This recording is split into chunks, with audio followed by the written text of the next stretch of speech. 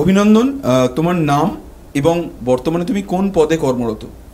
আমার নাম পূজা দাস, আমি আইসিটি সুপারভাইজার পদে কর্মরত। আচ্ছা, 2019 সালের আইসিটি সুপারভাইজার দেখি তুমি এই চাকরি পেয়েছো? হ্যাঁ। আচ্ছা, কতদিন হলো তুমি জয়েন করেছো? এই 2 দিন হলো। 2 দিন হলো। কেমন লাগছে সরকারি চাকরিতে জয়েন করে? ভালো লাগছে, অন্যরকম অভিজ্ঞতা। বেশ। তো সরকারি চাকরি করব, সরকারি চাকরি প্রিপারেশন নেব, এই চিন্তাভাবনাটা কবে থেকে এলো? গ্র্যাজুয়েশন যবে স্টার্ট করি তবে থেকে এরকম চিন্তাভাবনা স্টার্ট হয়। কি কারণ এর পেছনে? কাউকে দেখে মোটিভেটেড নাকি অন্য হ্যাঁ, কোনোভাবে? মানে আমার অনেক চেনাশোনা যারা আছেন তারা অনেকে বিসিএস এ ক্র্যাক করেছিল, তো তাই জন্য।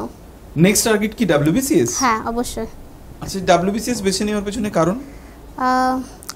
এটাই একটা উচ্চ আধিকারিক পদ, আর এর পেছনে প্রচুর সম্মান আছে, আর এটাই আর পশ্চিমবঙ্গের সবচেয়ে উচ্চ আধিকারিক পদে আছে, তাই জন্য। আচ্ছা, সমাবর্তনের মঞ্চে কি প্রথম? হ্যাঁ, এই প্রথম। কেমন লাগছে? খুব ভালো লাগছে। সাফল্যের স্বীকৃতি পেয়ে মঞ্চ থেকে পুরস্কার নিয়ে কেমন লাগছে? খুব ভালো লাগছে, মানে একদম ফার্স্ট টাইম এসে দারুণ অভিজ্ঞতা। আচ্ছা, তো রাইস তার নিজস্ব পদ্ধতি দিয়ে তোমাকে এই সাফল্যের দোরগোড়ায় পৌঁছে দিতে কতটা সাহায্য করেছে বলে তোমার মনে হয়?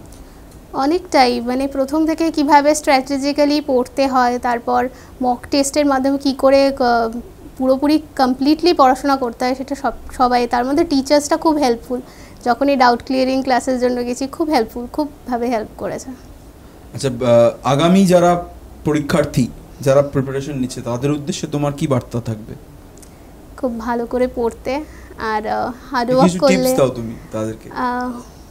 বেশি করে পরীক্ষা দিতে, মক টেস্ট খুব এসেনশিয়াল, আর কারেন্ট অ্যাফেয়ার্স খুব ভালো করে পড়তে হবে। অনেক অনেক ধন্যবাদ।